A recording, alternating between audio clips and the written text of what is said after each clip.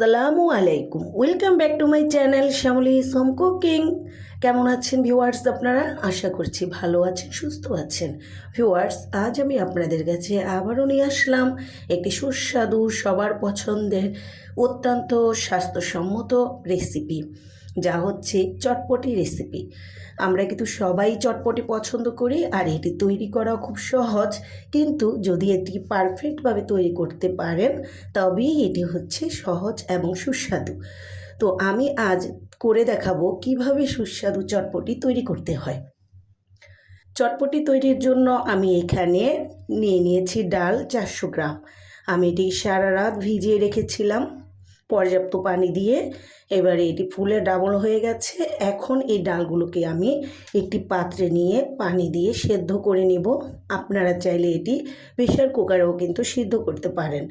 তো আমি অনেকটা সময় আছে তাই আমি পাত্রেই নিয়ে নিচ্ছি এবং পাত্রটি ভরে পানি দিচ্ছি, কারণ এখানে আমি পরে কিন্তু আর পানি অ্যাড করব না।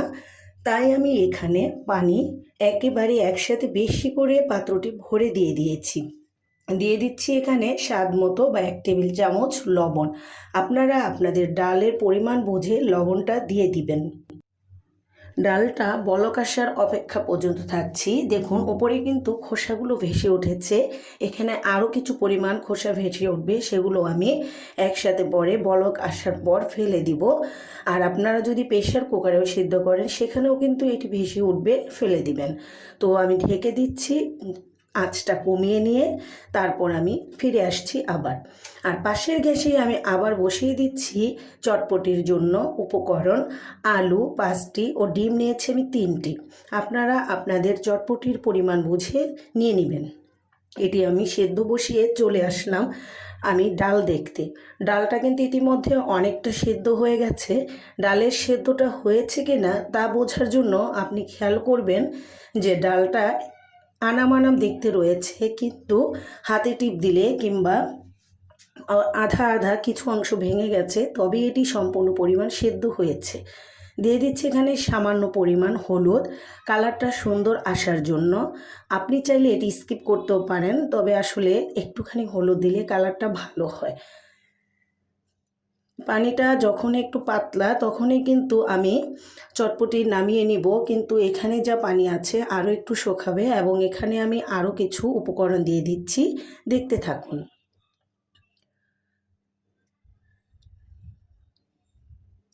এখন এখানে আমি দিয়ে দিব চটকে রাখা আলু। এখানে আমি 3টি আলু চটকে নিয়েছি, তবে সম্পূর্ণ মিশ করে ফেলিনি। এটাকে আধা আধা আনাম ও আধা আধা ভাঙা করে নিয়েছি। চটপটির আলুটা এরকম নিলেই ভালো হয়। আপনি চাইলে চটপটির আলুটাকে এমন করে যদি ডালে নাও দিতে চান তাও কিন্তু হবে। পরিবেশনের সময় অনেকে আছে পরে দেয়, কিন্তু এভাবে দিলে কিন্তু সুস্বাদু বেশি হয়। এখানে এখন দিয়ে দিচ্ছি চটপটির যে মশলা, সেই মশলাটা আমি এখানে 6 চা চামচ অ্যাড করব। আপনারাও আপনাদের ডালের পরিমাণ বুঝে দিয়ে দিবেন। এখানে আমি ডাল নিয়েছিলাম 400 গ্রাম, আর সেখানে পানিও দিয়েছি পর্যাপ্ত করে। যতখানি ডাল তার ডাবল পানি দিলেই হবে, এবং চটপটির মশলাটাও আপনারা তার ডাবল দিলেই পারবেন যদি আপনারা পরিমাণ না বুঝে থাকেন। এরপর এখানে সামান্য পরিমাণ গুঁড়ো মশলা দিয়েছি, মরিচের গুঁড়ো। আপনি এটা চাইলেও স্কিপ করতে পারেন, আমি সামান্য ঝালের জন্য দিয়ে দিয়েছি। ঝাল এখানে আরও আসবে পরে। আর এখন আমি 4-5 মিনিট রান্না করে নিচ্ছি।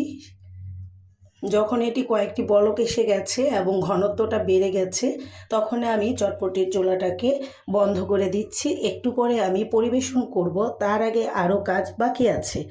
নিয়েছি এখানে তেঁতুলগুলোকে আমি আগে থেকে ভিজিয়ে রেখেছিলাম গরম পানি দিয়ে। এখানে আমি 1.5 কাপ গরম পানি নিয়েছি।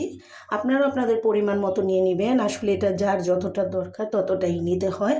ছেঁকে নিয়েছি আমি তেঁতুলের পানিটাকে, আর বীজগুলো আঁশগুলো ফেলে দিয়েছি। এবার এখানে আমি মশলা অ্যাড করে টকটাকে তৈরি করে নিচ্ছি। দিয়ে দিচ্ছি এখানে ভাজা শুকনো মরিচের ফাঁকি 1 চা চামচ। আরও দিয়ে দিচ্ছি এখানে চাট মশলা 1 বা 1.5 চা চামচ।